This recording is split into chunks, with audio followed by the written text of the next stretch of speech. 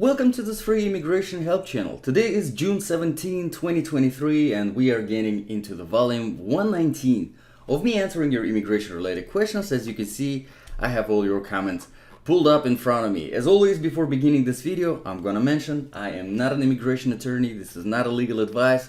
All the information provided in these videos on this channel are directly from official government sources like USCIS and of course the Department of State with their visa bulletin.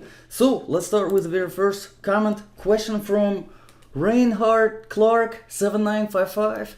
Thank you for your support. I sent an inquiry to NVC and they respond within 3 days. Great. My priority date is March 28, 2017, F1 category. So sons and daughters of US citizens over 21. So let's take a look what they responded with. You need your preference category and foreign state of chargeability to check the visa bulletin. We send them either by physical mail or email as part of your initial welcome letter. Please check your spam or junk email folders before contacting us. We may begin processing this petition before a visa is available to allow time for the case parties to obtain and submit all required fees, forms, and documents. This will not change when your immigrant visa interview becomes available. When we can process your petition, we will send further instructions. Reinhard, I really appreciate you sharing their response. And for everyone who's watching this video, this is a clear, perfect example of a boilerplate, absolutely pointless response from the NVC that absolutely answers no questions and provides zero information, because all of this is common sense. Obvious, we all know that. All right, Reinhard, they've been waiting since 2017. Okay, so I'm sure since 2017 they had 6 years to figure out how all of this NVC stuff works and what you need in order to look at the visa bulletin and do the estimate. It is sad, Reinhard. I hope you're not too upset about this response from the NVC. I'm gonna take a look at the visa bulletin and we will see. Because I definitely am sure that there is still time for you to wait for the availability of the immigrant visa, but I'm pretty sure the time has already come for the NVC portal to fully open up so that you can start your documentary qualification process. But let's take a look at the visa bulletin. We will look first at the graph A, which shows us the actual backlog for certain category, actually how long we have to wait for the availability of the immigrant visa. So the F1 is currently 15 December 2014. So pretty much 2015, so or very early January 2015. And you are in March 2017. So roughly you have about 2 years, just a little bit over 2 years, like 2 years and 3-4 months maybe to wait for the availability of the immigrant visa. All right, but if we look at the graph B, which shows us the opening of the NVC portal so you can start your documentary qualification process, it is showing actually 1st September 2017 and you are March 28, 2017. So you are, so let's see, March, April, May, June, July, August, a little bit more than 5 months overdue. So if I remember correctly, your NVC portal has, haven't opened up just yet. You have not started your documentary qualification process. And I have been encountering seeing quite a few comments from people commenting on this channel about this very issue. People that have, because as of July 2023, the visa bulletin for F1 graph B, it actually moved, I believe, from March to September. And a lot of people, all of a sudden, they became current, but their NVC portals are still closed. And actually, yesterday I was responding, I think it was Denise who was asking the question. His portal is still closed and I think is also in March, and there was another person that was also in March. So I think NVC, Department of State, with their issue of visa bulletin, I think they might have jumped the gun too quick, and I think somebody messed up, because it just doesn't make sense. A lot of people are waiting for their portals to open up, and now they're like 5 months overdue, and they're contacting, as Reinhard did, contacting the NVC, and they're just getting the boilerplate responses, which is, quite honestly ridiculous. So Reinhard, for that, my recommendation would be, let's give it another month. Let's wait till I know it's annoying, and I'm very sorry. I hate doing this, but I can personally relate, because I also have a petition, I-130 petition, and I still have another 13 years to wait on it. So I can definitely relate when it comes to being patient, when it comes to waiting. But what I really want to kind of do here is I want to see what's going to happen on August visa bulletin. Will they correct that March, or what is it showing right now? No, will they correct the September 2017? Or will they keep it? If they keep it, I would recommend everyone who is overdue on their NVC portal being open, and if it's not open yet, submitting one more inquiry with the NVC. And if they do not respond, and if obviously they will respond, I mean, not do not respond, but if they respond again with the same pointless boilerplate response, then I would recommend, finding further help, either through an immigration attorney, but even better, reaching out to your local elected officials and saying, hey, this is getting ridiculous. I'm 5 months overdue. I'm contacting NVC, second time, and I'm getting a boilerplate response again. At least tell me, okay, we messed up or something like this, but this is ridiculous. So let's wait till August, the issue of August visa bulletin. It should be coming out sometime in the beginning of July. So just give it another month, roughly, and then we will submit another case inquiry, not the case inquiry, but the public inquiry with the NVC and see what they say. Reinhard, I'm very sorry you're dealing with this, and this is it. This right here, when I say boilerplate response, this is a perfect example right here. A boilerplate response from the NVC, which is absolutely pointless, absolutely, no help in this response at all. It's really sad. Okay, let's move on to the next question comment from Mark Tungold. Mark, by the way, thank you very much for being publicly subscribed. This is what this icon means. I really appreciate that. So Mark says, what do I need to prove as American citizen to file I-130 with my wife, married visa spouse, beside passport? Mark, great question. Thank you for asking. So if you're a naturalized US citizen, you're submitting your naturalization certificate. Sorry, I'm an immigrant myself. English is not my first language. But if you were born in the United States of America, then you're submitting your birth certificate. So honestly, you don't even need the passport. With your I-130, they don't ask. No, you know what? As part of the documentary qualification process, they asked, I think, the passport they ask. But when you are submitting all your documents to the USCIS with the initial I-130 application, all you need is either birth certificate if you were born in the United States, or naturalization certificate if you are a naturalized citizen. Alrighty, so let me put this, and we're gonna move on further to the next question from Oreca Lafayette 2648. I'm currently in the USA on a B1, B2 visa. I'm married, son of a US citizen with a priority date of August 2013. Great. Can I file for an extension, then file an adjustment? Asking for a friend. Oreca, that's an excellent question, and I'm really happy for you that you have your B1, B2 visa. So while your I-130 petition is pending, you can be in the United States and spend time with your family, with your father, without any problems. That's great. So yes, absolutely, 100%, you got it right. In fact, I would definitely recommend doing that. File the extension for the B1, B2. It is the form I-539. Let me go to USCIS.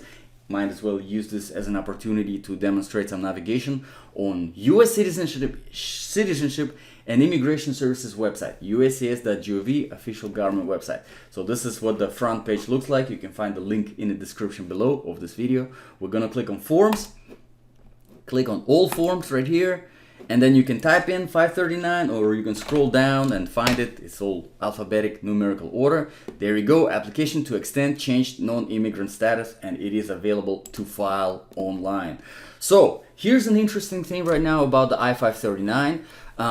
Basically, this extension is for 6 months. Most of the times they extend it for only 6 months, all right?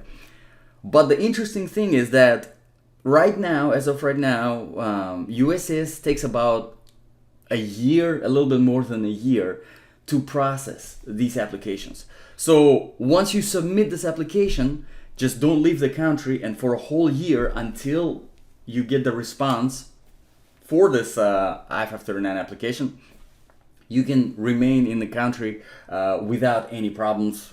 And the only thing is, once you get the response for your I-539 and say they approved it and they approved it for 6 months, most likely those 6 months they approved it for will already expire by the time your application is actually approved, which is a little bit silly because they actually extend the duration of stay as of the date that you file the application, which is, I know it's ridiculous. Hopefully it will change, but right now it is this way. So let's say you file it on July 1st, right? July, let's see, August, September, October, November, December, January. If they approve the petition, they will extend your duration of stay till January 2024.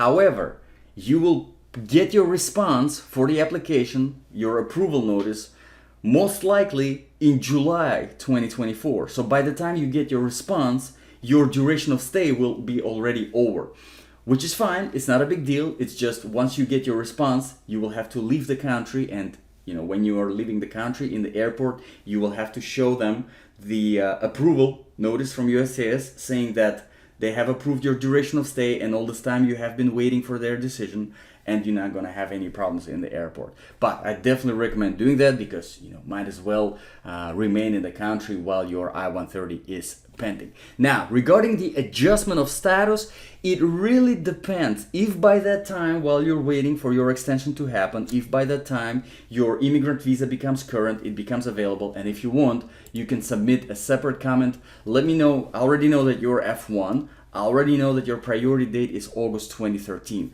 But here's the thing, because if we look at the final action graph A, right now it is showing December 2014 and you are in 2013. So I'm thinking you might be in a different chargeability area, possibly Philippines, maybe, no, India is the same. So I'm thinking maybe your Philippines chargeability area, because you're taking your immigrant visa to become available is taking a little bit longer. But let me know what your chargeability area is, and I might be able to give you a little bit more information on that. Just make sure, and that goes for everyone, if you're submitting follow-up questions, follow-up comments, make sure to submit it as a separate comment. Don't respond to my comment within your comment, because YouTube does not send me notifications for these.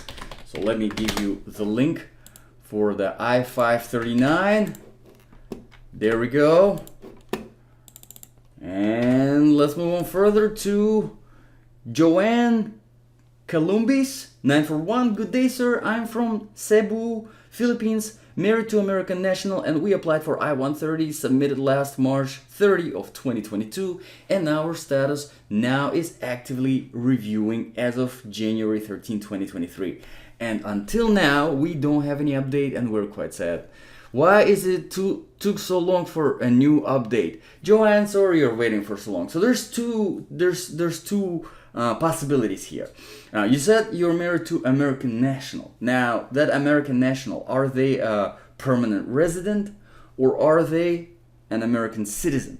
Because if they're a permanent resident, then you're falling under the F2A category, which does take a little bit longer than immediate relative category, which you can be in if it is an American citizen that you're married to. If it is an American citizen you're married to, then it's immediate relative category. You're not dealing with a backlog at all, and really you're just waiting for administrative processing. Once USCIS approves the case, they transfer to the NVC.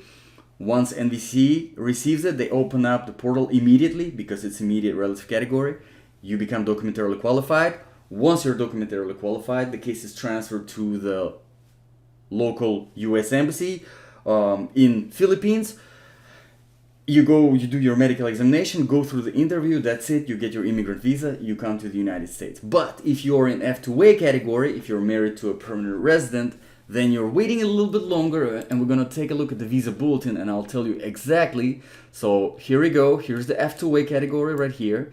And right now for Philippines, because Philippines, they have their separate chargeability area, it is September 2020. So people who have filed back in September 2020, as of right now, are getting their immigrant visas. Their immigrant visas are becoming available as of right now. So there's about 3 years, roughly, delay, backlog, not a delay, but the backlog on the availability of the immigrant visas.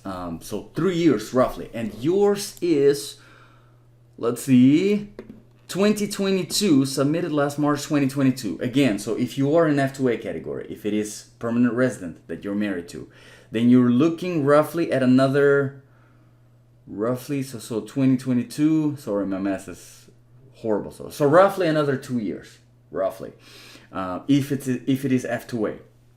But if it is immediate relative category, then it's going to be much faster. So March 2022, typically, with all the administrative processing, you gotta give at least 6 months to USCIS for review. You gotta give about 6 months for NVC to become documentarily qualified, and then probably a few months, 3 to 4 months before your interview is scheduled. So you're still looking at quite a long time. if it's submitted on March 2022, right now we are June 2023. Last status update was January 13, 2023. You're probably looking the end of 2023 if it is immediate relative category. But Joanne, if you want, let me know exactly if it's a permanent resident you're married to or a US citizen, and I might be able to give you a little bit more information. Okay, let's move on to the next one from Alcenidialo 6491. How to meet you? I'm sorry, unfortunately, I don't provide any services outside of this channel, and this channel is called Free Immigration Services. No, it's not called it's called Free Immigration Help. There's a difference. It's not a service, it's help. If I was taking money from anyone, it wouldn't be help anymore. So this is the whole point of this channel. I provide help, I don't offer services. So if you have any kind of questions, you can ask anything and as many questions as you want, just like this in the comments. But unfortunately, outside of this channel, I don't sell any services. I don't offer anything. So any questions, just post them here.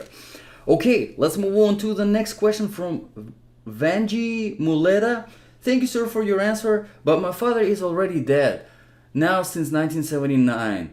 Is it possible that I will go to Hawaii? The name of my father is Felix Portuguese Muleta. The birth is July 27, 1913. I'm here in the Philippines. Thank you. If you will help me, God bless. Vanji, thank you very much. Thank you for clarifying. I appreciate your clarification. So here's the thing. In my previous response, I assumed that your father has already filed the I-130 petition for you. Since it's been a while ago, since 1979, he passed away. So I'm assuming there was no I-130 petition, because you can't file the I-130 petition for yourself. It is your relative in the United States that has to file that petition for you, if that makes sense. Now, if your father was a U.S. citizen, then there is probably some avenues that you can find. You just have to do your research on uscis.gov website and see if you can find any avenues for yourself to immigrate to the United States based on the fact that your father was a U.S. citizen. But again, most of the times when it is a family reunification case, it is your family in the United States that has to petition for you to come to the United States of America, if that makes sense. So I'm gonna paste the website, check it out, go through the forms, see if you can find anything that works for you. Possibly, there's always a non-immigrant approach that you can take. Potentially get a non-immigrant visa, whether it's a regular, visitor tourist visa, B1, B2, or maybe a student visa, F1, or possibly exchange visitor, like J1, for example, and then come into the United States, and then maybe possibly find, because if your father lived in the United States, chances are you might have some other family members here in the United States, and then, figure it out from there. While here in the United States, you will be able to obtain your father's birth certificate and then the Social Security, so far so forth, and maybe you will be able to find some immigration path through that, because again, for everyone who's watching, it's in order to have, family, a valid, legitimate family reunification case, you do need to have your family member in the United States petitioning for you. You can't petition for yourself. Okay, let's move on to the next one from Alex Bill 2746. Thank you very much for answering our questions. You're very welcome. Oh, I hope my answers were helpful. Moving further to Sasikanth Apaka. Sorry if I'm mispronouncing the name, I probably am. Hi, I need your guidance on filing below point in I-539. So that's the application to extend, change non-immigrant status. One of my colleagues had H-1B extension approved with I-797 latest docs received. Okay, so let me think. One of my colleagues had H-1B extension approved with I-797 latest documents received. Okay, so I'm assuming the H-1B extension has not been approved yet.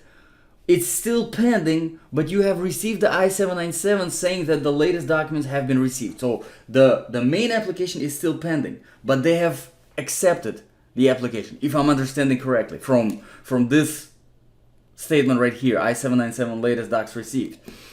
Because if it has been approved, then you would have received the approval notice, I-797. Now his wife and child are applying for extension separately on their own. Can you please guide what option to be selected below for 3A, Part 3, page 2, point in I-539 doc? I see. So now they're filing separately. Okay, so 3A is this application based on separate petition or application to provide your spouse, child, or parent an extension or change of status. Yes, filed with this form I-539. No, and then yes, filed previously and pending with U.S. Citizenship and Immigration Services. Okay, great question. So, if I'm understanding correctly, the main I-539 is still pending, and right now, basically, the status of the I-539 is that they received all the documents and that they're still reviewing the main I-539, and now his wife and children are applying for the same extension. In that case, you will be selecting yes, filed previously and pending with U.S. Citizenship and Immigration Services, and to that application package, you will have to attach the copy of this I-797 just to show that there is an existing petition. All right. If the petition is already, if the original I-539 has already been approved, in that case it will be a completely separate application package. But in that completely new separate application package, I would still recommend putting in the copy of this I-797 and then attaching a cover letter and saying, just explaining, just by hand, to USCIS, whatever service center that you're sending it to, from, the names of the applicants, and then writing out that this is just explaining, so that once, this application package is received by the immigration officer, they open it up, the first thing they see is the cover letter explaining the situation, and then the next thing they see is the approved I-797 from the previous I-539.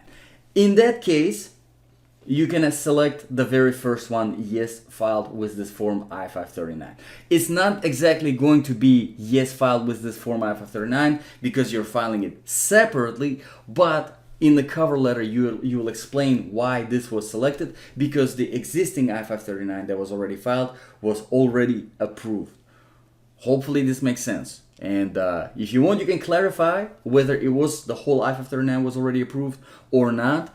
And hopefully my answer was understandable. I know sometimes it can be all over the place and a little bit confusing, but if you have any follow-up questions, don't hesitate. I will be happy to, address it. Just make sure, again, for everyone who is submitting follow-up questions, comments, don't respond to my comment within your comment. Submit as a separate comment, because if you respond to my comment within your comment, YouTube don't send me notifications for some reason. Okay, moving further, Alex Bill, once again from Alex Bill 2746, some love, thank you very much, appreciate that. I guess my answer was helpful after all, that's good. Moving further to Rolal SSA, I'm really sad that YouTube got rid of the actual names and now they're putting the handles. That's just what it is, sorry about that. Hello Raula Arula, I'm not sure what Arula is, maybe that's the name of the person. F4, still waiting, but my two sons are not married. 32, 28-year-old. Can they go with me when we get the visa? I see. No, unfortunately not. So whenever it comes to children over 21, they don't qualify no longer for being a derivative. That's what it's called, derivative beneficiary. If you have children under 21, and by the time your immigrant visa is already available and issued to you, given to you, that stamp in the passport that we're all waiting for. If you have children under 21, they qualify as derivative beneficiaries as long as they have been included in the original application. And even if they're not included, you can include them later. It's not going to be a problem as long as they're under 21.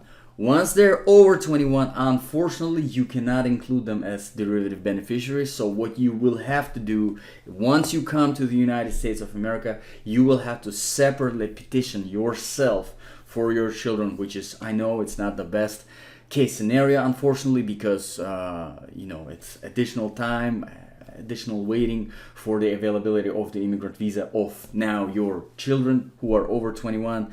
But that's unfortunately the only way to do that.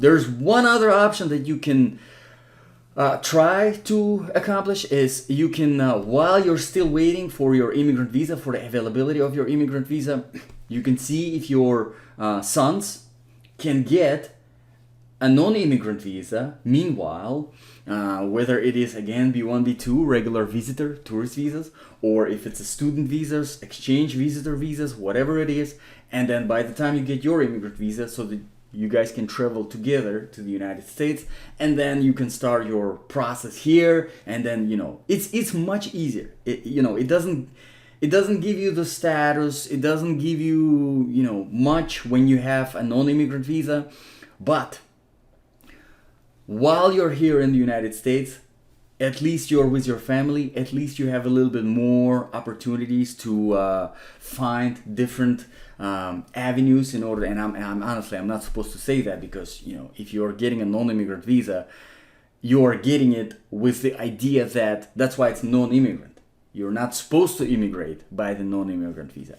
But there's always avenues, there's always legal ways to do it. If you're a non-immigrant, you come as a non-immigrant, B1, B2, possibly, maybe you can find an employer who is willing to hire you as an international employee, and you can change your status from, regular visitor visa to a non-immigrant work visa, and then you're working, and maybe you're a very, very good employee, and now your employer is now willing to sponsor your immigrant visa, employment-based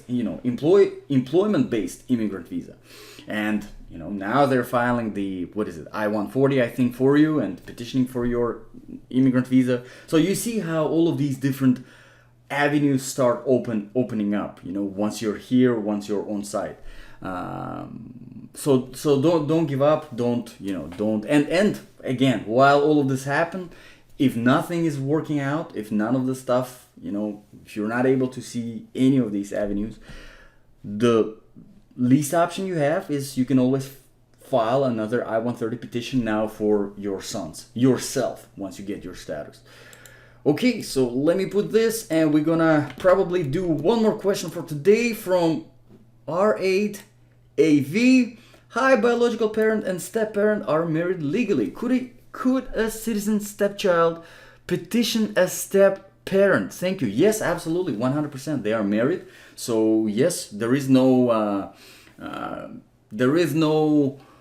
requirement for either parent or children to be biological children or biological parent in order to file the petition, the I-130 family reunification petition. As long as there's a proof of marriage and everything, you can definitely do that. It's not going to be a problem. So thank you very much, everyone, for asking your questions today. Really appreciate it. Hopefully my answers were helpful. If you have any follow-up questions, do not hesitate to ask them. The more questions I receive, the more grateful I am. It means that my answers are helpful, and people are able to get their issues potentially result, and I really appreciate it. So thank you everyone for watching. God bless, and I'll see you all in the next video.